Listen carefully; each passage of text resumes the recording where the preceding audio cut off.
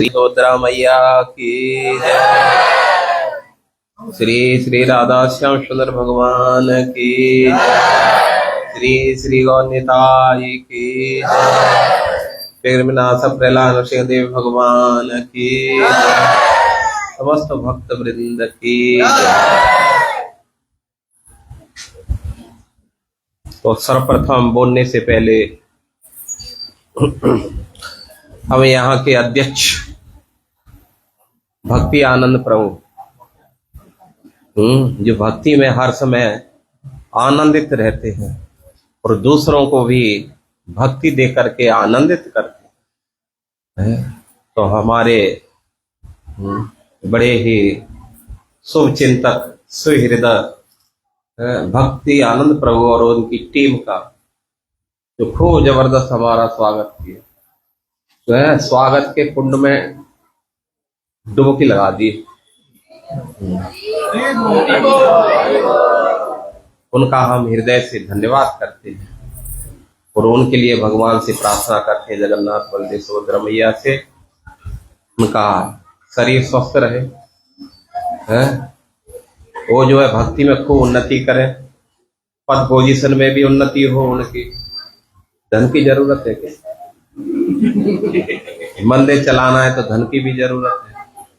भगवान को उनको धन दौलत भी देते रहे और इसी प्रकार जोर शोर से प्रचार करते रहे। ये हमारा हृदय से उनके लिए धन्यवाद। तो शुरुआत करने से और फिर हमारे बीच में ब्रजवासी माधव प्रभु हैं जो हमें आमंत्रित किए यहाँ के लिए, उनका भी हृदय से धन्यवाद करते हैं। विपिन बिहारी प्रभु है जो हमारे साथ शुरू से ही है और बहुत सपोर्ट कर रहे हैं, उनका भी हम हृदय से धन्यवाद करते हैं और आप सभी का भी हम हृदय से धन्यवाद करते हैं। तो सब में खूब उत्साह है, ये उत्साह ऐसा ही बने रहे। ठाकुर जी से हम यही प्रार्थना करते हैं। हरे कृष्ण।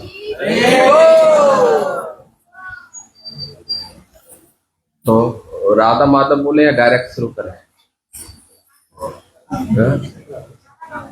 राधा माधव 5 मिनट बोलेंगे।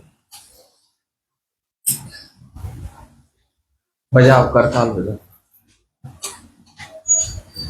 जय राधा माधव कुंज बिहारी, जय राधा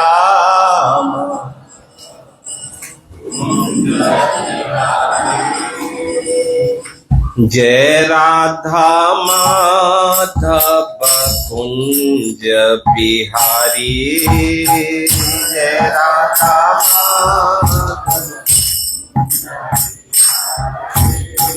गोपी जन वल्लभ गिरिवरधारी, गोपी जन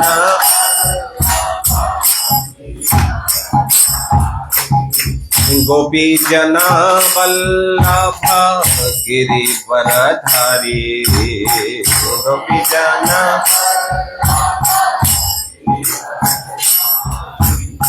यशोदा नंदन ब्रज जन रंजन,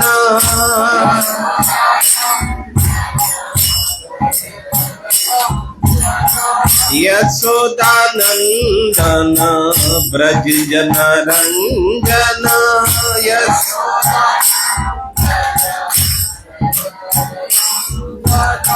यमुना तीर वनचारे,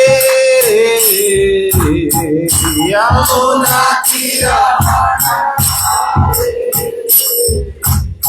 यमुना तीर वनचारे, यमुना तीर जय राधा माधव कुंज बिहारी,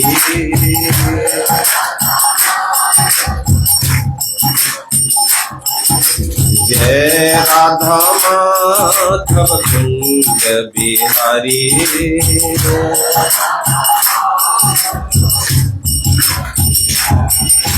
गोपी जन वल्लभ गिरिवरधारी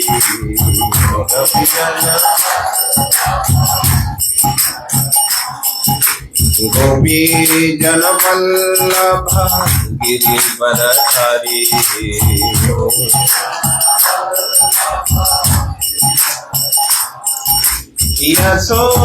यशोदानंदन ब्रज जन रंजन यशोदा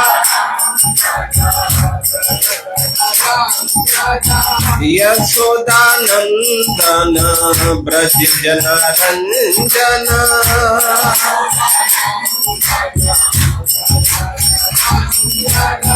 यमुना तीरवन चारे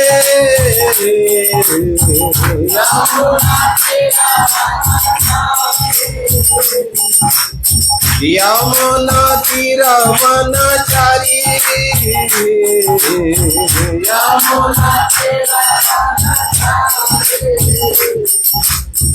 जय राधा माधव कुंज बिहारी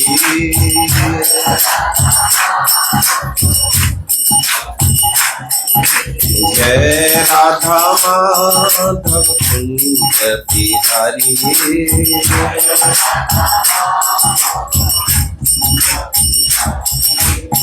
हरे कृष्णा कृष्णा कृष्णा हरे हरे हरे राम राम राम हरे हरे हरे कृष्णा कृष्णा कृष्णा हरे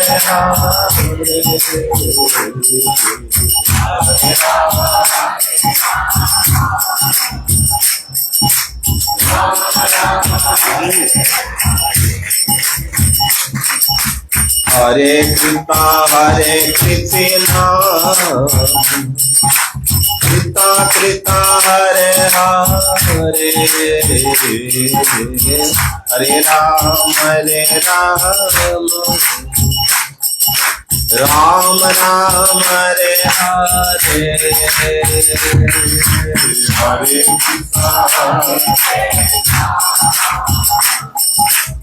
कृष्णा कृष्णा हरे हरे हरे राम राम राम हरे हरे कृष्णा कृष्णा कृष्णा हरे हरे हरे राम राम राम हरे हरे हरे कृष्णा कृष्णा कृष्णा हरे हरे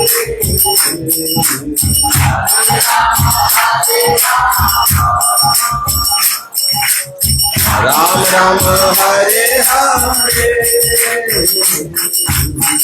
जगन्नाथ जगन्नाथ बलदेवा मैया जय सुभद्रा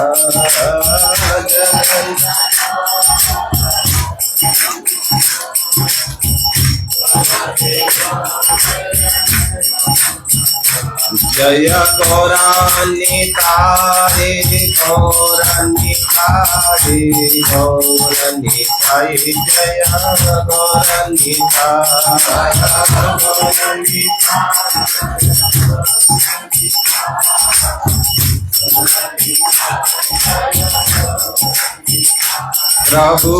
प्रभुपाद प्रभुपाद प्रभुपाद जय प्रभुपाद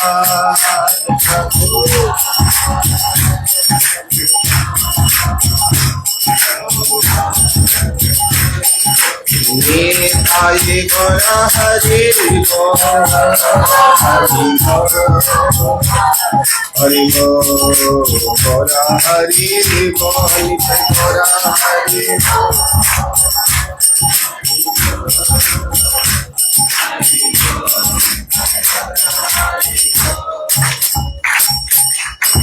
श्री श्री जगन्नाथ बलदेव सुभद्रा मैया की जय। ओम अज्ञानं तिमिरान्धस्य ज्ञानं जनाशलाकया चक्षुरुन्मीलितं येन तस्मै श्री गुरुवे नमः। श्री चैतन्य मनोविष्णु स्थापितं येन भूतले स्वयं रूप कदा मह्यं ददाति स्वपदान्तिकम्। वन्दे अहं श्रीगुरो श्रीयुतपदकमलं श्रीगुरून् वैष्णवांच श्रीरूपं साग्रजातं सहगण रघुनाथान्वितं तं सजीवम् साद्वैतं सावधूतं परिजनसहितं कृष्ण चैतन्य देवं श्री राधा कृष्ण पादान् सहगण ललिता श्री विशाखान्वितांच नमः। ओम विष्णुपदाय कृष्ण पृष्ठाय भूतले श्रीमते भक्ति वेदांत स्वामी इति नामिने नमस्ते सरस्वती देवे गौरवाणी प्रचारिणे निर्विशेष शून्यवादी पाश्चात्य देश तारिणे हे कृष्ण करुणा सिंधु दीनबंधु जगतपते गोपेश गोपिका कांत राधा कांत नमोस्तुते तप्त कांचन गौरांगी राधे वृंदावनेश्वरी वृषभानुसुते देवी प्रणमामि हरिप्रिये नीलाचल निवासाय नित्याय परमात्मने बलभद्र सुभद्राभ्यां जगन्नाथाय ते नमः। जय श्री कृष्ण चैतन्य प्रभु नित्यानंद श्री अद्वैत गदाधर श्रीवासादि गौर भक्त वृंद हरे कृष्णा कृष्णा कृष्णा हरे हरे हरे राम राम राम हरे हरे। मूकं करोति वाचालं पंगुलंघयते गिरिं यत्र पातमहं वन्दे परमानंद माधवम्। श्री गुरुदीनतारिणम् भूतैर्महद्वीयः इमां पुरो निर्माय सेते यदमुस पुरुष पुंक्ते गुणान् षोडशात्मकं सोऽलङ्कार शिष्ट भगवान् बचांसि मे सोऽलङ्कार शिष्ट भगवान् बचांसि मे। नारायणं नमस्कृत्य नरं चैव नरोत्तमं देवीं सरस्वती व्यासं ततो जयामुदीरये।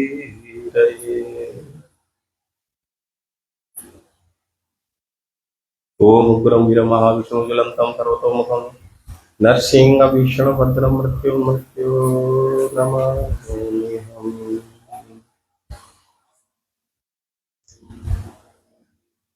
क्या चर्चा करें? ठीक है। इसमें गांठ कब लग गई ये मैं समझ में नहीं आ रहा। जब पहले से एक माला में पहने आया था, दूसरे आपने डाली थी, गांठ कौन लगा दिया बीच में? अलग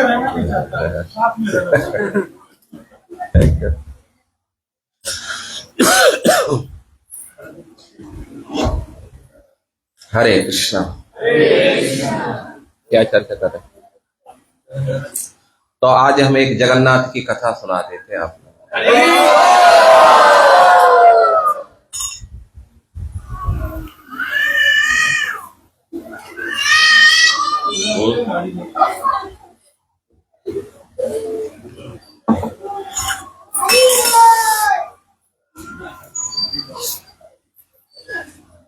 तो बात उस समय की है। वैसे तो जगन्नाथ उनके नाम से ही विदित हो रहा है, वो जगत के स्वामी हैं, जगत के नाथ हैं। उनका प्राकट्य बड़ा अद्भुत है, उनके कार्य भी बड़े अद्भुत हैं। तो आप सभी जानते हैं उनके प्राकट्य के बारे में। इंद्रधुम्न महाराज ने जो है उनको प्रकट किया। हालांकि वो दर्शन करना चाहते थे भगवान नीलमाधव, लेकिन जिस समय वो पुरी क्षेत्र में पहुंचे थे उसी समय भगवान नीलमाधव अदृश्य हो गए। इसलिए राजा बड़े दुखी हो गए और उन्होंने संकल्प लिया, अब मैं बिना कुछ खाए पिए शरीर को छोड़ दूं। लेकिन उसी समय आकाशवाणी हुई, राजन अब चिंता न करें, अब वो ही नीलमाधव भगवान दारू ब्रह्म के रूप में प्रकट होंगे। इसलिए समुद्र के अंदर एक लकड़ी बह करके आएगी, दारू ब्रह्म बह करके आएगा, आप उसमें से मूर्ति बनाओ और मूर्ति बना करके ब्रह्मा जी के द्वारा उनको स्थापना कराओ, उनकी पूजा करो। कलयुग में वो ही आराध्य देव हो। कालांतर में एक समुद्र में देखा लकड़ी बह करके आई, जगमगाती हुई, हजारों सूर्यों की बराबर जो है उनका शाइनिंग, आंखें झिलमिला रहे हैं। राजा ने उस सैनिकों को भेज करके उसको लकड़ी को किनारे से लगाने का प्रयास किया, लेकिन किनारे से लगाना तो दूर रहा, कुछ भी नहीं कर सके। फिर उन्होंने जो है अनेक सैनिकों को बाहर निकालने के लिए प्रयास किया, लेकिन फिर भी वो बाहर नहीं निकले। हाथी घोड़े पलटन सब लगा दिया, लेकिन जो लकड़ी थी टस से मस नहीं। राजा को बड़ा आश्चर्य लगा, भाई ये सब हो क्या रहा है। आकाशवाणी ने कहा, राजन ये जो लकड़ी है कोई साधारण लकड़ी नहीं है, ये नेपाल के जंगलों की लकड़ी नहीं है, ये भगवान के धाम की लकड़ी है, इसलिए इसकी पूजा करो। पूजा करके थैंक यू। सबसे ज्यादा वो ही आवाज कर रहा है। सब ये ठीक है, शांत रहो भैया। संसार में खूब शोर बोले, नेपाल में तो फिर भी कम है। आप भारत में जाओ तो बस कानों में जब अब रुई नहीं लगाएंगे आप निकल नहीं सकते, टाई टूई पी पो इतना शोर बोले है कि बस भगवान ही बचाए। तो इसलिए राजा से कहा, महाराज सोने का रथ भगवान की पूजा करके आरती के साथ प्रोसेशन के साथ है, इनको ठाकुर जी को लेकर के जाओ, ये साधारण लकड़ी नहीं है। ठीक राजा ने उसी समय सोने का रथ मंगवाया और कुछ भक्तों को साथ में लेकर कीर्तन किए, आरती किए और प्रणाम किए उनको। कहा, प्रभु और रथ में पधार। जैसे किए 4 लोगों ने उठा करके रख दिया। कहा पूरा क्रेन और हाथी घोड़े सब लगा दिए, टस से बस नहीं कर सकते। बाद में जो है मिस्त्रियों को अनाउंस किया गया, जो भी ठाकुर जी के सुंदर विग्रहों का निर्माण करेंगे उनके लिए हम मुंह मांगा वरदान देंगे। लेकिन संसार के बड़े बड़े कारीगर मूर्ति बनाना तो दूर रहा, उसमें खरोच भी नहीं कर सकते। उसी समय एक वृद्ध कारीगर आता है और उन्होंने कहा, हम बनाएंगे। राजा को आश्चर्य लगा, भैया इतने मजबूत कारीगर आए जो उसमें खरोच भी नहीं कर सके, और तुम्हारी हालत से देख करके तो ऐसा लगता है भैया, लेकिन फिर भी आप बनाइए। बोले एक शर्त रहेगी। शर्त क्या है? 21 दिन तक एक रूम के अंदर हम काम करेंगे, लॉक लगा दो, खोलना नहीं चाहिए, जिस दिन खोल देंगे उसी दिन छोड़ के चले जाएंगे।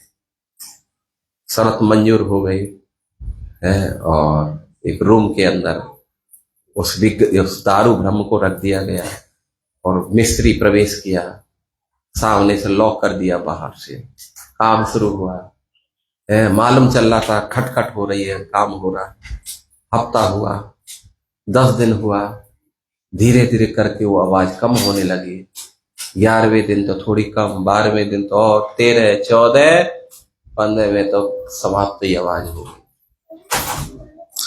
तो महाराज इंद्रधुम्न की जो पत्नी थी गुंडीचा ने जबरदस्ती महाराज से रूम को खुलवा दिया, और जैसे ही खुलवाया तो देखिए 4 विग्रह जो है आप देख रहे हैं।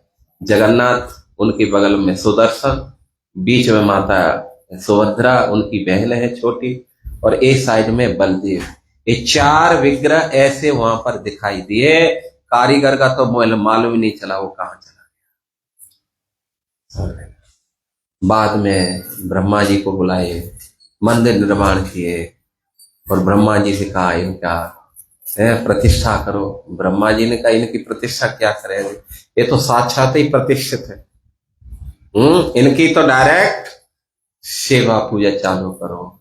उन्होंने, ब्रह्मा जी ने एक पताका फहरा दिया गुम्मद पर, मंदिर के ऊपर जो गुम्मद होती है, और उन्होंने कहा जिनको मंदिर में प्रवेश नहीं है, यदि पताका के दर्शन करेंगे तो भगवान जगन्नाथ के दर्शनों का फल उनको प्राप्त हो जाएगा। ऐसे कह करके ब्रह्मा जी भगवान को प्रणाम करके चले जाते हैं। इसके बाद में जो है, क्या नाम है, भगवान बहुत प्रसन्न हुए, इंद्रधुम्न महाराज को वरदान देते हैं। कहा क्या वरदान चाहिए? इंद्रधुम्न ने कहा वैसे मुझे कोई वरदान नहीं चाहिए, फिर भी आप जिद करते हैं तो एक वरदान दो कि मेरे भविष्य में कोई संतान ना हो। गुंडीचा रोने लग गई। ये क्या वरदान मांगा तुमने? तुम्हें यही वरदान मांगना था और कोई वरदान ही नहीं मिले। भगवान ने कहा भाई ऐसा क्यों किया आपने? बोला नहीं प्रभु, मैं नहीं चाहता कि भविष्य में कोई दावा करे ये जो मंदिर है ये हमारे पुरखों का है, नहीं चाहिए मुझे। तो भगवान ने प्रसन्न हो, भगवान ने कहा ठीक है, रो मती, मैं ही तुम्हारा पुत्र रहूंगा और साल में एक बार अवश्य ही आपसे मिलने के लिए आपके पास आया करूंगा। ऐसे भगवान जो है रथ यात्रा के समय, एक उनका उद्देश्य है अपनी मौसी से मिलने के लिए भी वहां आते हैं। तो उनका एक भक्त था जिसका नाम था रघु। बहुत ही नम्र भक्त था, हालांकि वो भक्त तो प्रभु श्री राम का था, बड़ी आस्था थी राम के चरणों में उनकी। एक दिन जब वो दर्शन करने के लिए जगन्नाथ मंदिर में गया और जैसे ही भगवान के दर्शन किए तो उनको आश्चर्य हुआ और उन्होंने देखा कि जगन्नाथ के स्थान पर प्रभु श्री राम विराजमान है, बलभद्र के स्थान पर प्रभु लक्ष्मण विराजमान है और मैया सुभद्रा के स्थान पर सीता माता विराजमान है। ये जब उन्होंने देखा तब तो जो है उनकी श्रद्धा और अटूट हो गई। उसने जान लिया ये हमारे ही आराध्य देव है। अब तो नित्य प्रति आते, उनके दर्शन करते हैं। एक क्रम एक लंबे समय तक चलता है। एक दिन की बात थी,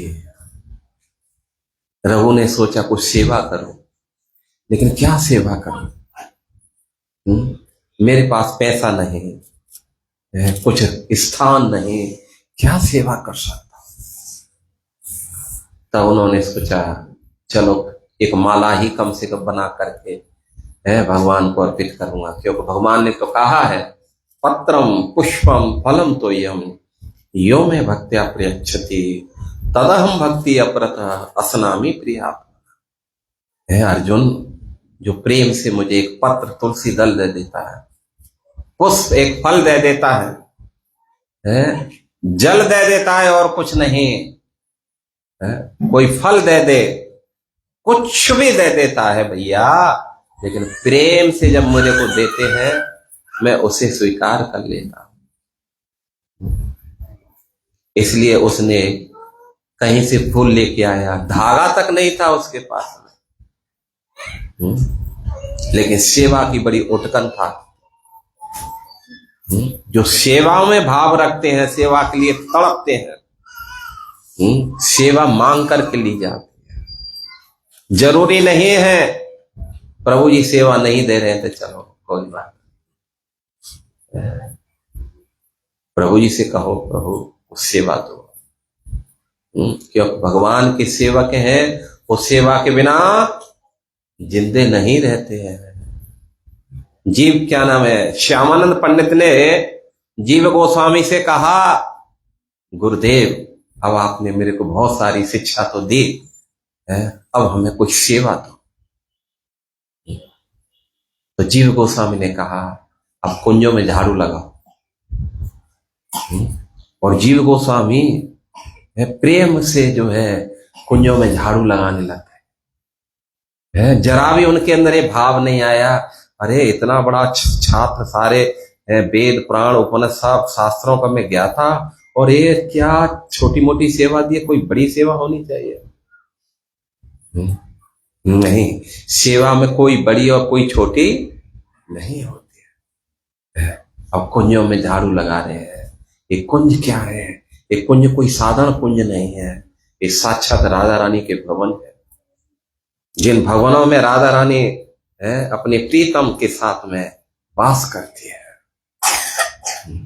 ये लता ये पता जिनकी कुंज बनी हुई है, ये अनंत अनंत ऋषि मुनि रहे हैं जिन्होंने तपस्या कर करके अपने शरीर को सुखाया और एक ही चाह थी, बस ठाकुर जी की सेवा के लिए कुछ लता पता बन जाए।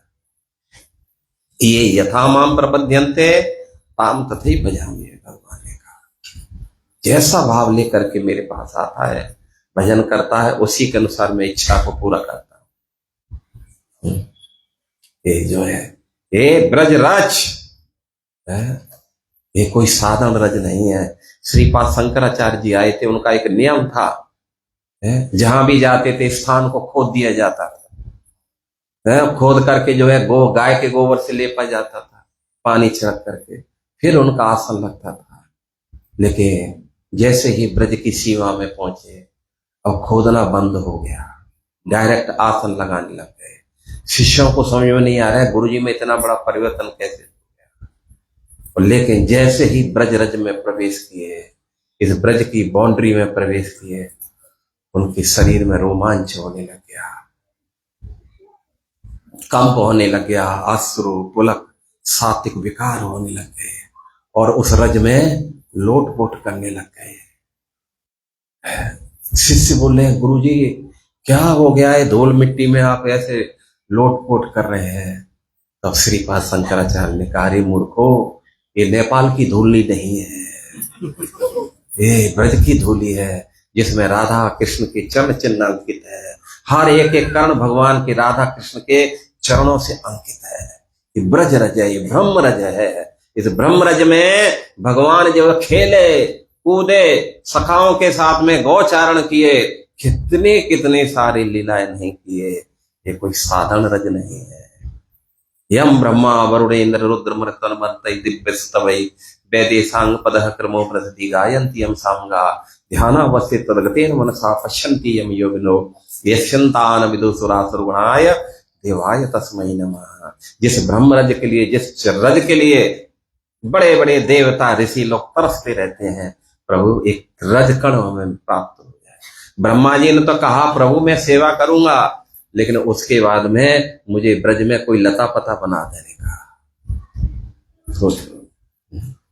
उद्धव ने कहा भैया मुझे तो ब्रज के अलावा और कहीं जाना अब नहीं है। उनको भेजते बद्रीनाथ, बोला बद्रीनाथ जाएंगे बाद में, रहो वृंदावन में।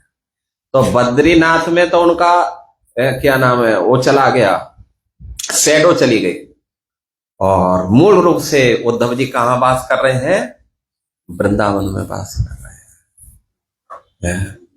तो श्यामानंद प्रभु जो है उस ब्रज रज में जो झाड़ू लगा रहे हैं, लेकिन रो रहे हैं, ब्रज को अपने सर से लगाते हैं, कभी उसमें लोटपोट हो जाते हैं, कुंजों को टच करते हैं, उनसे प्रार्थना करते हैं, हे राधे ब्रज देव के चललिते हे नंद सुनो कुतः श्री गोवर्धन कल्प पादप तले कालिंदी बन्ने कुतः भूषंताविति सर्वतो ब्रजपुरे खेतेर महाबिहलौ। हे राधे, ब्रज देव के, हे ब्रज की महारानी, हे ललिता सखी, हे नंद सुत आप कहां हो? श्री गोवर्धन कल्प पादप तले, क्या गोवर्धन की तलहटी में हो या कालिंदी के तट पर स्थित इन कुंजों में उपस्थित हो, कहाँ होगा, कहाँ ढूंढ में, कहाँ दर्शन पाऊं मैं। ये तड़पन, दर्शनों की चाह, सेवा की चाह, यही भगवान को खींचती है। तो जिस समय श्यामानंद प्रभु ऐसे मत्त होकर के झाड़ू पोंछा लगा रहे हैं, राधा रानी ये सब देख करके संकल्प ले लिए, इस भक्त पे तुम्हें कृपा करूंगी कर। और एक दिन नुपुर छोड़ करके चली गई। सुबह ही जब श्यामानंद प्रभु आए, देखा कुछ झिलमिल कर रहा है, शाइनिंग। तुरंत जो है श्यामानंद प्रभु ने उस नुपुर को टच किया। वो तो कोई साधारण नुपुर नहीं था।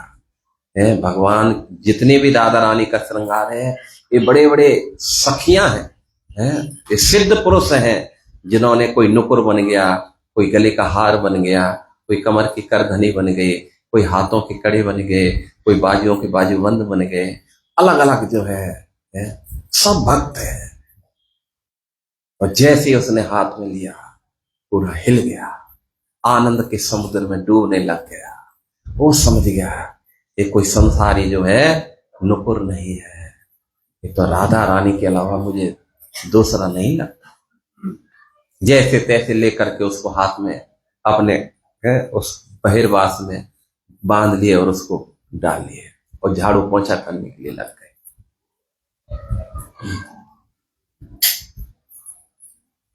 इधर जो है राधा रानी ने देखा उनके पैर में नुपुर नहीं है।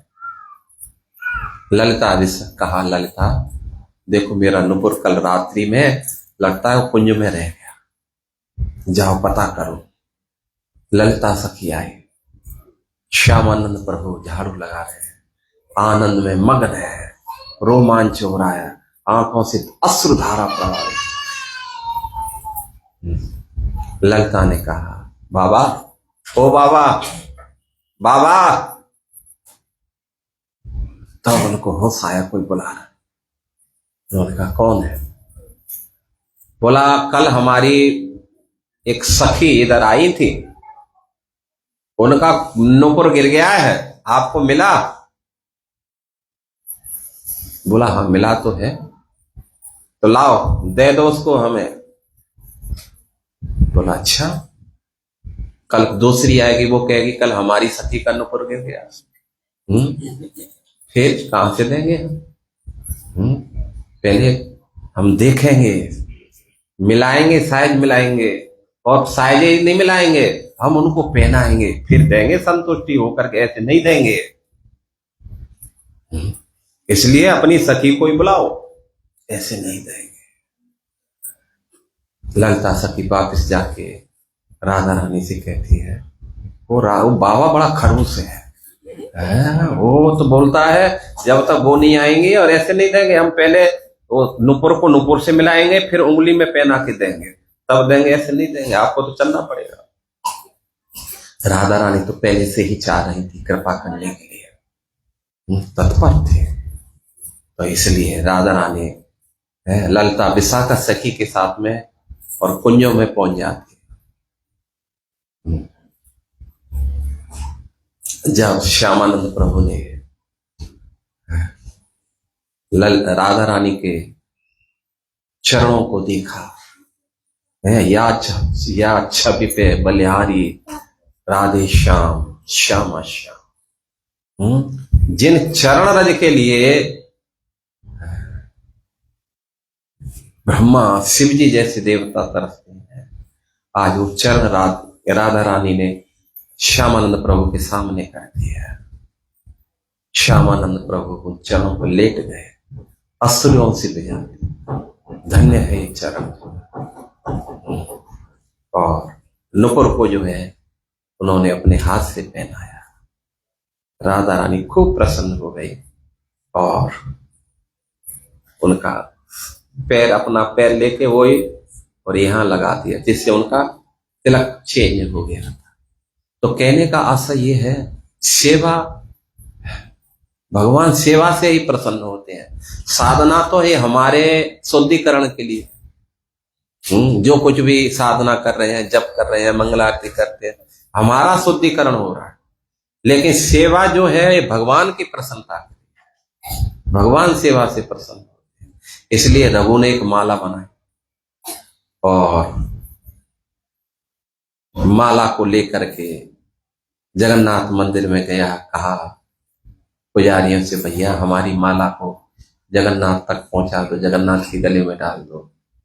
पुजारियों ने लिया, देखा, अरे माला है, इतनी खड़खड़ाहट के फेंक दिए उसके मुंह पर। ये माला नहीं चलती है, ऐसे नहीं ठाकुर जी पहनते हैं। अरे भैया, ठाकुर जी नहीं पहनते हैं, ठाकुर जी ने कहा है पत्रम पुष्पम फलम तो, एक तुलसी दल दे देता है उसको मैं स्वीकार कर लेता। आप बोलते हैं ये नहीं है, मैं क्या नाम है, स्वीकार करते हैं भगवान। रघु माला को लेकर के अपनी कुटिया में आ जाता है और सामने रख करके रोने लगता है, हे प्रभु, हे दीन बंधु, हे दीनानाथ, अकिंचन वित्ता है, हे जगन्नाथ, आप जगत के स्वामी, जगत के नाथ, जगत के मालिक होकर के क्या इस जगत में मैं नहीं रहता क्या? प्रभु आप तो जानते हैं कि जैसे तैसे मैं माला बना के लेके गया, मेरे पास धागा तक नहीं था, केले के छिलके के उसमें से धागा बनाया, जैसे माला बनाई, और प्रभु मेरी माला को स्वीकार नहीं किया। बस रोते रोते दिन निकल गया, रात्रि हो गई। इधर जगन्नाथ के संध्या के समय जो है, जो हमारा श्रृंगार होता है भगवान का दर्शनार्थी का 7:30 बजे, कई जगह 7:15 बजे, अलग अलग समय अलग अलग है, कई बजे 7 बजे। तो वहां जो है भगवान का बड़ा श्रृंगार होता है, रात के 10 बजे श्रृंगार होता है, 12 बजे तक दर्शन होते हैं। वो रात में पूरा श्रृंगार करते। तो आज ठाकुर जी का फूलों का ड्रेसिंग था, लेकिन जैसे ही उनको पहनाने के लिए जा रहे हैं, आज जगन्नाथ फुल क्रोध में है। कोई भी जो है वस्त्र, जो फूलों की ड्रेस थी, कुछ भी स्वीकार नहीं कर रहे। जो भी पहनाते हैं फट सनाई खुसल करके नीचे आ जाता। बेचारे पुजारी पसीना पसीना हो गए, लेकिन भगवान को कुछ ड्रेस पहना ही नहीं सके। चलो भाई, फूल को ड्रेस नहीं, चलो वैसी ड्रेस पहनाते हैं। आज ठाकुर जी ने वो भी स्वीकार नहीं किया। तो पुजारी सब घबरा गए, हो सकता है कुछ विशेष हमसे अपराध बना है। लेकिन क्या अपराध बना है ये पुजारियों की समझ में नहीं आया है, क्योंकि वो तो छोटा मोटा अपराध है, उनकी दृष्टि में तो ये छोटा मोटा अपराध था। तो इसलिए जो हेड पुजारी था उसने कहा मैं यहीं सोऊंगा, भगवान का क्या आदेश है उसके अनुसार फिर हम काम करेंगे। भगवान मात्र 3 घंटे सोते हैं। जगन्नाथ ने कहा था, इंद्रदुम्न ने कहा था, आप प्रभु बस 3 घंटे सोना, बाकी समय दर्शन देना। जगन्नाथ ने कहा यार 3 घंटे है, लोग तो कम से कम 24 घंटे 12 घंटे सोते हैं, ये 3 घंटे इतनी बड़ी पाबंदी? बोला नहीं प्रभु, आपको 21 घंटे खड़े रहना पड़ेगा। तब तो जगन्नाथ ने कहा फिर तुझे मुझे 12 बार खिलाना पड़ेगा। हाँ, खिलाते रहोगे हम जगे रहेंगे, या खिलाओगे नहीं तो हम सो जाएंगे। इंद्रदुम्न ने कहा महाराज चिंता ना करो, हम आपका हाथ सूखने नहीं देंगे, इतना खिलाएंगे।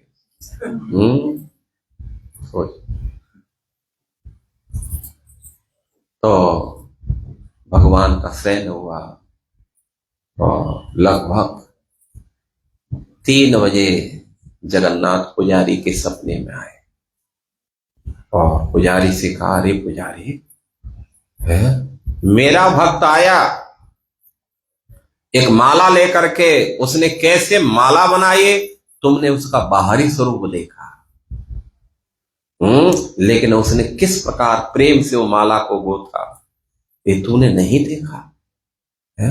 और तूने जो है वो माला उठा के उसी के सर पर फेंक दिया है।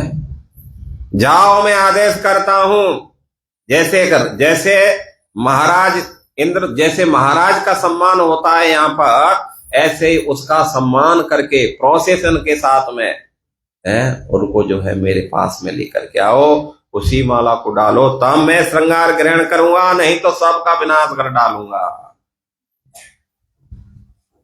पुजारी तो हिल गए भैया, सबको कॉल किए, हे हरि बोल, निकलो उठा पाओ है। जगन्नाथ बहुत उसमें है, गुस्से में है। सब पुजारी नहा धो करके, मंगला आरती तो आज रघु की कुटिया पे हुई उनकी, सब पुजारी पहुंच गए, भैया हमसे गलती हो गई, हमें माफ कर दो, हमें मालूम नहीं था कि आप जगन्नाथ कितने बड़े भक्त हैं। और उनको जो है खूब जैसे राजा का सम्मान किया जाता है, पालकी पे बिठा करके कीर्तन करते हुए उसको मंदिर लाया गया और वो माला लेकर के जगन्नाथ के गले में डाली। इसके बाद भगवान ने फट फट करके सब श्रृंगार धारण कर लिया। तो ये जो समाचार था सब जगह फैल गया। अब लोगों को मालूम चल गया कि रघु का भगवान जगन्नाथ के साथ एक विशेष संबंध है। कभी कभी जगन्नाथ रघु के साथ में खेलने चले जाते, क्योंकि दोनों का मित्रवत संबंध था, सखावत संबंध। तो इसलिए जगन्नाथ कभी कभी जो है रघु के साथ में खेलने के लिए चले जाते थे। एक दिन की बात थी, रघु बीमार पड़ गया, डायरिया होगा उसे, और इतना बुरी तरह से उसका पेट खराब हुआ कि जो है मलमूत्र बेड में ही त्याग करने लग गया। अब जो है कोई भी सफाई करने वाला नहीं, तो फिर एक बच्चा आया, श्यामली सूरत, मोहिनी मूरत, पीतांबर पहने हुए, मोर मुकुट धारण किए हुए, बंसी को खोसे हुए, और वो रघु की सेवा करने लग गया। रघु को नहलाया, सारे कपड़े साफ किए, झाड़ू पोंछा किए, क्या नाम है, कर्पूर और गंध आदि लगा करके सब जगह को जो है थोड़ा सा पवित्र किए। और ऐसे करते करते महीनों भर वो सेवा करते रहे। तब जा करके एक दिन रघु को होश आया और उन्होंने उस बच्चे को पकड़ा, भैया तू कौन है? इतनी सेवा कर रहा है, इतनी सेवा तो अपने परिवार के लोग भी नहीं करते हैं। वो भी देखते हैं एक दिन, दो दिन, तीसरे दिन ठीक नहीं हुआ तो हॉस्पिटल में फेंक देते, पड़ा रहे इधर, कौन सेवा करेगा तेरी? और तू महीने भर से सेवा कर रहे, कौन है? बोला नहीं पहचाना। बोला नहीं पहचाना, कौन है? अरे कालिया। कालिया? हाँ कालिया। आपका मित्र जग्गू, जगन्नाथ, हाँ वही आपका मित्र जग्गू। अरे प्रभु, मुझे सेवा करनी चाहिए, आपको सेवा करना चाहिए, आप भला सेवा क्यों किए प्रभु? मैं आपका सेवक हूं, आप सेवा कर रहे हैं मेरी। आपको सेवा नहीं करना चाहिए था, ऐसा कुछ करना तो मुझे ठीक कर सकते थे। आपके लिए कौन सी बड़ी बात थी? बोला कोई बड़ी बात नहीं थी मेरे लिए, चुटकी में ठीक हो जाते आप। तो फिर आपने महीने भर तक इतनी सेवा की, आप सब ऐसा क्यों किए? जगन्नाथ ने कहा, रघु जैसे मेरे भक्त मेरी सेवा से थकते नहीं और आनंद आता है। हनुमान जी भगवान राम की सब सेवा करने लग गए, और जो भी सेवा होती फट हनुमान पहुंच जाते थे। इससे लक्ष्मण, भरत, शत्रुघ्न सब बड़े टेंशन में आ गए, यार ये बंदर ने तो सारी सेवा ही बंद कर दी हमारी। एक दिन हनुमान जी थे नहीं, सब मिल करके गए माता सीता के पास में, और उन्होंने क्या किया, एक लिस्ट बनाई है, जो भी सेवा थी सुबह से सोने तक रात्रि के समय, इसको लक्ष्मण करेगा, इसको भरत करेगा, इसको शत्रुघ्न, ए सब सेवा बांट ली। हनुमान जी का कोई नाम ही नहीं रखा उस सेवा में, और माता सीता के साइन करा लिया, टांग दिया बूढ़ पे। अब जो हनुमान जी को तो मालूम नहीं था, अब जैसी कुछ सेवा के लिए तो हनुमान जी दौड़ते थे, लक्ष्मण होता है, अरे बोल बैठ, लिस्ट पढ़ लो, नाम है तेरा। अरे ये लिस्ट कब बन गई, वो कब बन गई वो छोड़ो, नाम है तेरा, नहीं मेरा तो नाम नहीं, बैठ जा बैठ जा, भरत। फिर जो है दूसरी सेवा के लिए उठा तो देखा उसमें भरत का नाम, उसमें शत्रुघ्न। अरे यार कोई मेरा नाम ही नहीं है। अब हनुमान जी बड़े परेशान हो गए, सेवा से मुझे वंचित कर दिया। लेकिन अहम भक्तो पराधीन ही स्वतंत्र द्विज साधवो ग्रस्त हृदय भक्त भक्त जना प्रिय। भगवान ने घोषणा करके रखी है, हमेशा से मैं भक्तों के अधीन रहा, कभी मैं भक्तों से स्वतंत्र नहीं हो सकता। इसलिए हनुमान जी को सेवा देने के लिए भगवान ने जमाई लिया, मुंह खुल गया उनका, बंद ही नहीं हो रहा है। आप सब दौड़ रहे हैं, लिस्ट में देख रहे हैं, ये सेवा किसकी है। अब किसी का नाम ही नहीं हुआ। अब सब क्या किया जाए, क्या किया जाए। वशिष्ठ जी आ गए, और सब जो है मुख्य वहां के सब आगे, क्या करना चाहिए। वशिष्ठ जी ने कहा, देखो हनुमान जी कहाँ, हनुमान जी, तो हनुमान जी को बुलाया, हनुमान जी है, तो बोला देखो ये ऐसा कभी भी हो सकता है, इसलिए इस सेवा को हनुमान जी को दे दो। जब भी भगवान को जमाई लेंगे, हनुमान जी चुटकी बजाएंगे। अब जो है कब जमाई आएगी ये तो कोई गारंटी है नहीं।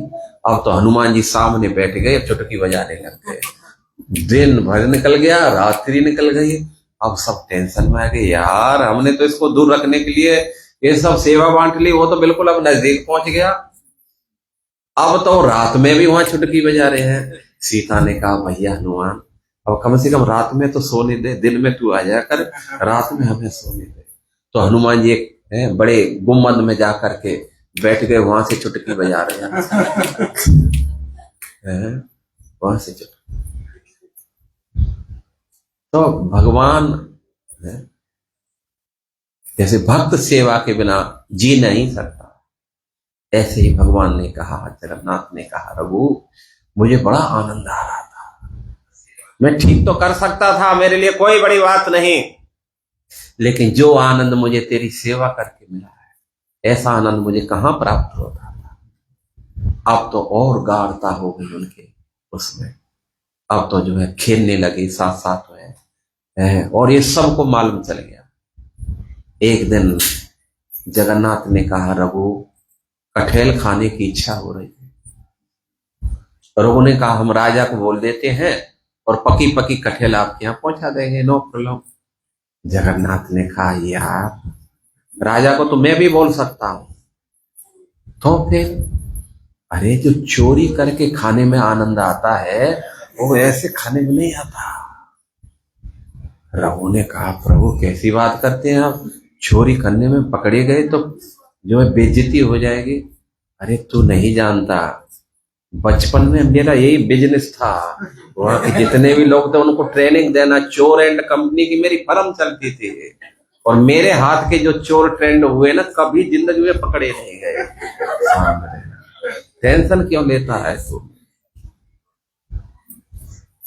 उन्होंने कहा, देखो ये मुझे अच्छा नहीं लगता, चोरी करके पकड़े गए तो लोग क्या कहेंगे। बोला, चिंता न कर, मेरे साथ रहना, पकड़ा तो दूर के आपको पहचान भी नहीं पाएंगे लोग। तो करना क्या है। बोला, करना ये है, रात्रि में हम राजा के बागान में चलेंगे। राजा के बागान में, वहां तो इतनी सिक्योरिटी रहती है, चिंता ना कर, तो हमारे साथ रहना, कैसे लेके जाएंगे तुझे। किसी को मालूम भी नहीं चलेगी। अब भैया अर्धरात्रि में राजा के बागान में घुस गए और जो है जगन्नाथ ने कहा, रघु तू पेड़ पे चढ़ जा और पकी कटहल खुशबूदार तोड़ना और उसे नीचे फेंकना, और नीचे मैं खड़ा हूं लपक लूंगा, और फिर दोनों आराम से बैठ के खाए। अब रघु बेचारा कुछ बोलना भी चाहे, लेकिन बोले तो बोले क्या है, उसकी समझ में ही नहीं आ रही है सब। कर क्या रहे, क्या बता रहा है मुझे। अब भैया रघु को पेड़ पे चढ़ा दिया कटहल के, चढ़ जा तू। रघु बेचारा चढ़ गया, बोला तोड़ पकी सी कटहल देख, बड़ी सी। रघु ने टटोल टटाल करके एक बड़ी सी कटहल देखी जो खुशबू से झनझना रही थी, और उसने उस कटहल को तोड़ लिया और तोड़ करके कहा, जग्गू? बोला हाँ। रघु? बोला तैयार? बोला तैयार। छोड़ता हूं? बोला छोड़ दे। और जैसे ही छोड़ी तो जगन्नाथ तो कहां भाग गए, और वो जो है नीचे।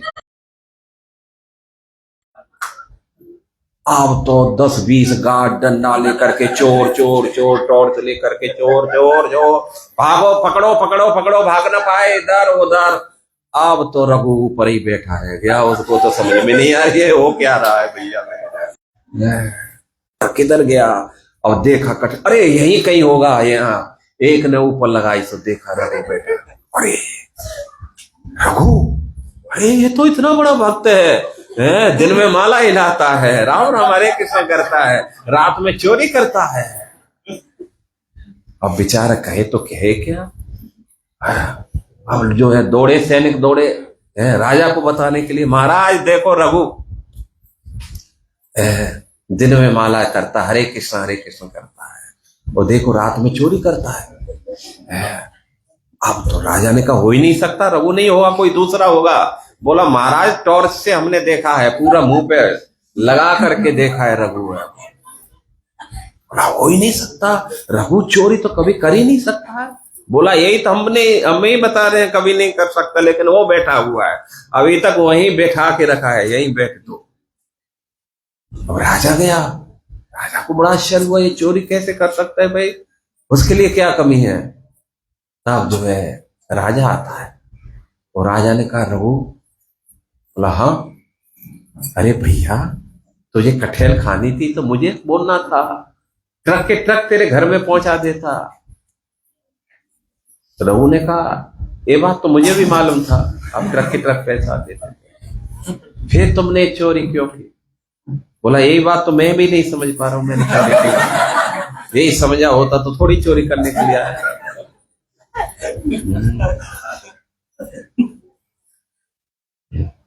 ऐसा नहीं करना चाहिए। हाँ बात तो सही, ऐसा नहीं करना चाहिए, लेकिन क्या कर,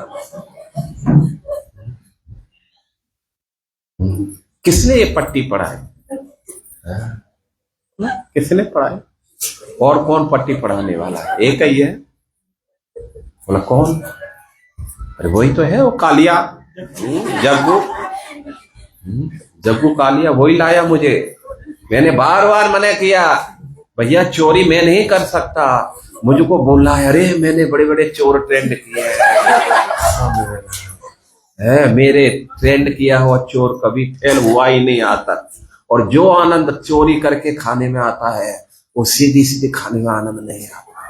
और वो ही मुझे लाया और चढ़ा दिया मुझ पे पेड़ पे, और कहा नीचे मैं लपक लूंगा, और देखो मुझे यहाँ फंसा गया है, वो खुद चला गया, यहाँ में बैठा। ये बात सुन करके राजा की आंखों में आंसू आ गए। राजा को जो प्रेम था राजा का रघु के प्रति और बढ़ गया। रघु के साथ जगन्नाथ ऐसी ऐसी लीला करते हैं, ये गोपनीय लीलाएं रघु के साथ में करते हैं, इसलिए और राजा का प्रेम था रघु के साथ बढ़ गया। एक दिन रथ यात्रा का समय आया, बड़े उस समय अंग्रेजों का शासन था। रथ यात्रा का आयोजन किया, परंपरा के अनुसार 3 रथ विराजमान हुए। बलदेव का रथ चला गया, सुभद्रा का रथ चला गया, लेकिन जगन्नाथ का रथ टस से मस नहीं हो रहा। बहुत प्रयास किया, हाथी घोड़े लगा दिए, लेकिन वो हिल ही नहीं रहा है। और जो उसमें जो अंग्रेज एक व्यवस्था था, उसने कहा भैया क्या करना चाहिए, ये जगन्नाथ तो चल ही नहीं रहे हैं। किसी ने कहा रघु को बुलाओ, वो चलाएगा। अब अनाउंस किया, भैया रघु जहां भी हो आप उपस्थित हो। तो रघु जो है आया भीड़ में से निकलकर। रघु से कहा भैया ये तेरे कैसे जगन्नाथ हैं, चल नहीं रहे हैं, थोड़ा कहो ना उनको। बोला ठीक है अभी कहता हूं। रथ पे चढ़ गया, चढ़ करके जो कान में कुछ कुरकुर किया, और जैसे ही कुरकुर किया तो रथ दौड़ पड़ा। और जैसे ही दौड़ा तो सबने कहा रघु के जगन्नाथ की। और रथ जो है धड़ाधड़ करके चला गया। रघु बहुत ही सरल भक्त था। जो भी जगन्नाथ का प्रसाद मिलता था तुरंत नहीं खाता था, पहले उसको बाहर रख देता था। चिड़िया आती थी वो खा पी के चली जाती थी, कुत्ते बिल्ली आते थे वो खा के चले जाते थे, और जानवर आते थे वो सब खा पी के चले जाते थे।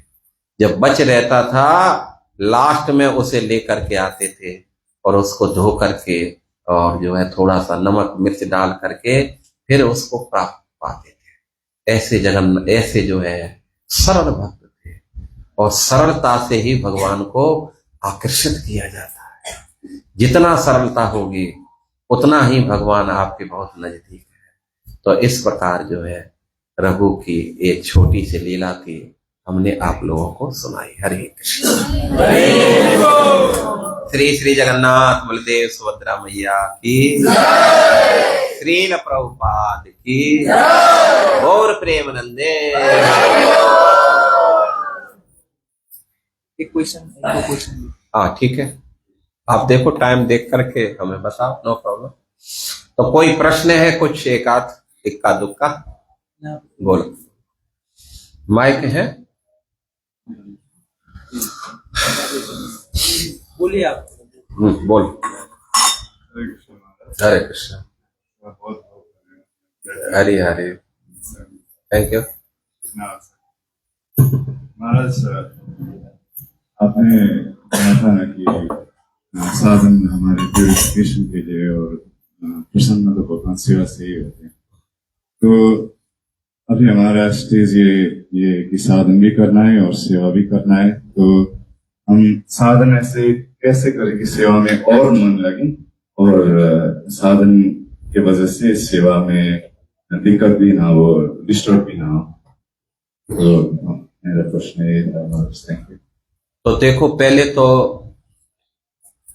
साधना को मजबूत करना होगा, क्योंकि बिना साधना के सेवा आर्टिफिशियल हो जाती है, और बिना सेवा के भी साधना आर्टिफिशियल रहती है। ये दोनों का एक संबंध है। साधना हमारी जो है जीवन की प्राण है। तो जो है सेवा श्वास की तरह है।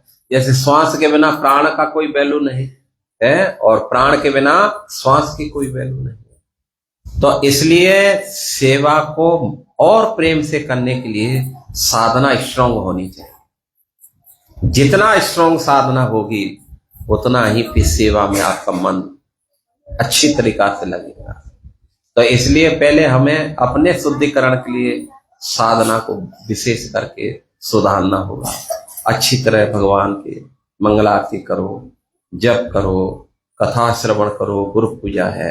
कम से कम मॉर्निंग प्रोग्राम तो जो है बहुत अच्छी तरीका से करना चाहिए, क्योंकि पूरे दिन का कवच है, सुरक्षा कवच है। यदि आप साधना में स्ट्रांग है तो धीरे धीरे करके सेवा के प्रति तो आकर्षण बढ़े ही जाएगा। इसलिए अच्छी तरह साधना करने से हमने देखा है जो साधक हैं वो सेवा के बिना रह नहीं सकते। समझे ना?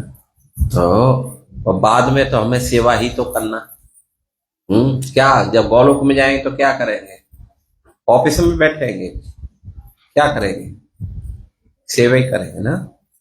है राधा रानी क्या करती है? कंपटीशन लगा रहता है सेवा में। चंद्रावली है आज ठाकुर जी के लिए है, कोई विशेष डिजाइन डाल करके माला बना रही है, तो राधा रानी अपनी सखियों को चुपचाप कहती, जाओ देखो कैसी माला उसने बनाई है, कौन कौन से फूल उसमें लगाए हैं। और आकर के जो है वो सूचना देती है इसने ये फूल बनाए हैं, और राधा रानी उससे और अच्छे फूल लेकर के और विशेष नई डिजाइन दे करके माला बना। कंपटीशन होता है और ये कंपटीशन जो है स्पिरिचुअल कंपटीशन तो होना ही चाहिए। संसार में लोग कंपटीशन कर रहे हैं, एक दूसरे की टांग खींच रहे हैं, तो भक्ति में तो कंपटीशन होना चाहिए और सेवा में। तो ये कंपटीशन जब साधना अच्छी है, साधक अच्छे हैं, तो फिर इन सेवाओं में एक दूसरे के प्रति ईर्ष्या द्वेष नहीं होता है। और प्रेरणा लेते हैं, देखो वो भक्त कितनी अच्छी सेवा कर रहा है और मैं कैसे अच्छी सेवा करूं। यदि साधना नहीं होगी, सेवा करेंगे तो फिर ईर्ष्या द्वेष बढ़ेगा और हम जो है खामा खाम अपराधी बनेंगे, वैष्णव अपराध करेंगे। एक दिन जो सेवा करे वो भी छोड़ छाड़ के कहीं भाग जाएंगे। तो इसलिए सेवा का और साधना का बड़ा गहरा संबंध है। इसलिए साधना अच्छी रखो, सेवा अपने आप अच्छी हो। हरे कृष्ण।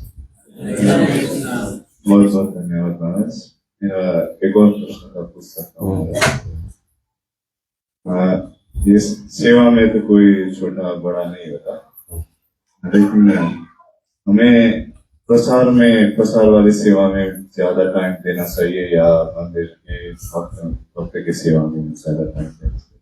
जिस सेवा में सेवकों की जरूरत है उस सेवा में ज्यादा देना चाहिए, ध्यान देना चाहिए। जो जरूरी है जो यहाँ के व्यवस्थापक हैं उनको लगता है कि इस सेवा के लिए अभी जरूरी ज्यादा है, तो जो जरूरी है उसी में बस समय दो, वो ही आपका उद्धार कर देगी, वो ही आपका कल्याण कर देगी। जरूरी नहीं है कि हमें मन पसंद सेवा होनी चाहिए, नहीं, कोई भी सेवा मिले। सेवा का मतलब सेवा।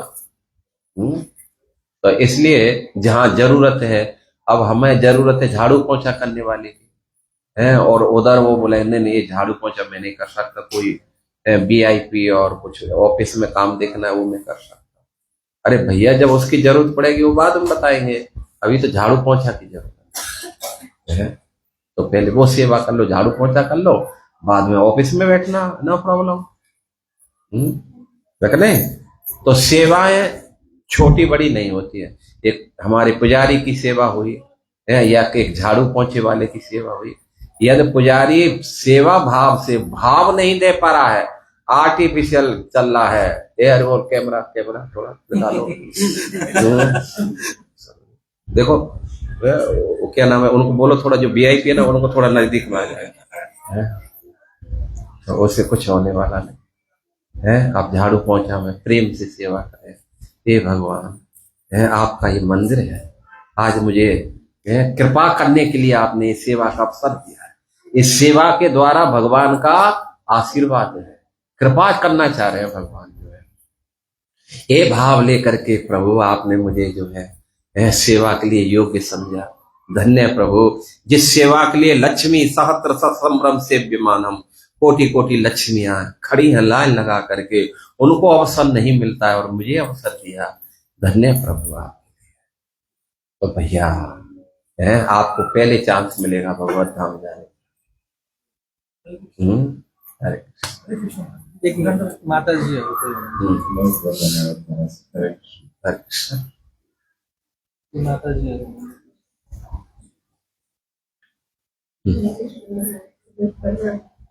महाराज, मेरा प्रश्न था कि हमारे जो हरे नाम दास प्रभु जी थे, उनको 3-3 लाख नाम जप करते थे, लेकिन हम लोग 16 माला जप करते, उसमें भी हमारा नाम प्रति अनुराग नहीं है। अच्छा, तो वो बढ़ाने के लिए क्या करना? तो जिसका अनुराग है उनके साथ में बैठ करके जप करो। हाँ, अनुराग संग का रंग चढ़ता है। अच्छे भक्त हैं, अनुरागी भक्त हैं, सेवा भाव जिनके अंदर है, उनके साथ बैठ करके जप करने से आप देखेंगे 16 जहां 16 माला बड़ी मुश्किल हो रही थी वहां 64 माला हो जाएंगी। आश्चर्य वाली बात नहीं। इसलिए भक्ति में संग का बहुत महत्व है। जैसा करे संग और वैसा चढ़े रंग, संग का रंग चढ़ता है। तो इसलिए एक तो पहले जो है आपको नाम की महिमा का थोड़ा सा अच्छी तरह श्रवण करना चाहिए। ये नाम कोई साधारण वस्तु नहीं है, भगवान से बिल्कुल अभिन्न है। अभिन्नत्वात् नाम नामिनम् है। ये भगवान कल जो है कलयुग में नाम ही कृष्ण के रूप में, कृष्ण ही नाम के रूप में प्रकट हुए हैं। तो इसलिए उसकी पहले वैल्यू को समझो। फिर आप फिर भी नहीं समझ पा रहे हैं तो जो उत्साही भक्त हैं, जो बड़े ही समर्पित भक्त हैं, उनके साथ बैठ करके जप करो। आपको देखो भक्ति में बहुत जल्दी आगे बढ़ जाएगी। समझना यही सिद्धांत। जो जिस क्षेत्र में है आप उन्नति करना चाहते हो, उस क्षेत्र के उत्साही समर्पित भक्त के साथ में सेवा करोगे तो आप बहुत जल्दी आगे बढ़ जाओ। नाम जप के लिए ऐसा कोई भक्त है जो अच्छी तरह नाम जप करते हैं, उनके साथ बैठ के करो। कथा श्रवण के लिए जो ऐसे भक्त हैं उनके साथ रहो तो वो आपकी श्रवण में रुचि बढ़ जाएगी। कथा करने वाले भक्तों के साथ रहेंगे तो आपकी जो है उसमें श्रद्धा बढ़ेगी आगे चलकर। तो जो जिस क्षेत्र का है उस क्षेत्र के भक्तों के सानिध्य में रहेंगे तो आगे उन्नति करेंगे। हरे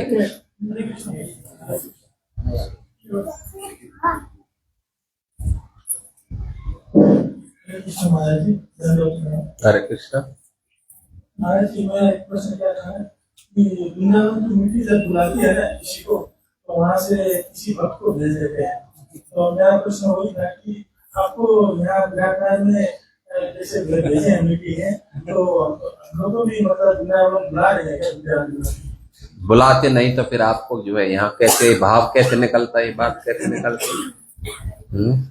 कुछ न कुछ तो है, चल रहा है वहां भी है। आपका नाम तो सैंक्शन हो गया है। अब देखो अब कब नंबर आएगा। लेकिन ये बात तो तभी तो आपके हृदय से निकली है ना, क्योंकि इस हृदय में भगवान भी बैठे हैं और उन्होंने ये बात आपसे कही, आप बोलो बोलो तो आपके मुख से ये निकली है। तो जब निकली है तो भगवान पूरा भी उसको करेंगे, ये बात सत्य है।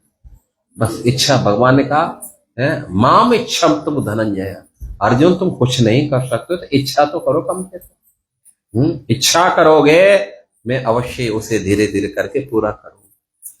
तो जो इच्छा है आप लोगों की उन्नति करने की, भक्ति करने की है, आप चाह रखो तो ये चाह ही आपको एक दिन आगे बढ़ा देगी। तो आपकी इच्छा जरूर पूरी होगी, ये भगवान से हम प्रार्थना करते हैं और जाके कर देंगे प्रार्थना। बुला लो भैया हमारे पास। हरे कृष्णा।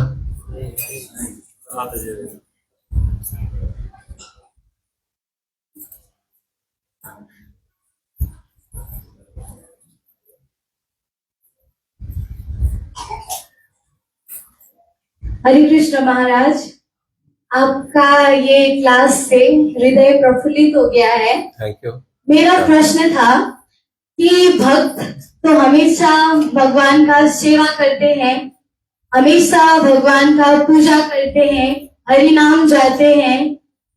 सो भक्त से तो हमेशा सकारात्मक ऊर्जा प्राप्त होनी चाहिए मेरे विचार से। पर अगर भक्त से, किसी भी भक्त से वो भक्त बहुत ही पुराना या बोले भगवान की जो सेवा में बहुत ही लीन है, उनसे अगर नकारात्मक ऊर्जा महसूस हो या नकारात्मक ऊर्जा का एहसास हो तो उसका क्या अर्थ है या क्या मतलब है, प्लीज समझा दीजिए। ये प्रश्न मेरे मन में था, बहुत ही पहले से था, पर ये प्रश्न मैंने कभी भी किसी से नहीं पूछा है। इतनी जो है हिम्मत ही नहीं हुआ किसी से पूछूं, और आज लगा कि आपसे पूछ लेना चाहिए, सो प्लीज मुझे समझा दीजिए। तो यदि भक्त जो है पुराने भी हो सकते हैं, सेवाएं भी बहुत उनकी बड़ी सेवाएं हो सकती हैं, लेकिन अब जो नेगेटिव जो एनर्जी आप फीलिंग कर रहे हैं, तो हो सकता है कि हमारा ही कोई दोष हो जिसमें जरूरी नहीं है कि उसके अंदर से ही नेगेटिव एनर्जी निकल रही है। हो सकता है कुछ हमारे अंदर ही कोई ऐसा दोष है जिसके कारण उसकी सकारात्मक एनर्जी को हम ग्रहण नहीं करते। पहला सिद्धांत तो ये, ठीक है ना, क्योंकि हो सकता है कि एक भक्त मेरे लिए नेगेटिव एनर्जी दे रहा है, लेकिन एक के लिए वो पॉजिटिव एनर्जी दे रहा है कि नहीं। यदि नेगेटिव ही उसके अंदर एनर्जी थी तो सबके लिए ही नेगेटिव होगी, फिर तो बात सही है कि नहीं सही है। तो पहली बात तो ये है कि आपको अपना ही कुछ दोष देखना चाहिए, क्योंकि जो बड़े भक्त हैं, उन्नत हैं, सेवाओं में लगे हैं, कई समय से इतने समय तक सेवा करना, ये तो आप खुद समझ सकते हैं, इतने समय तक टिका है, इसका मतलब है उसके ऊपर बिना भगवान की कृपा के कोई टिक नहीं सकता है।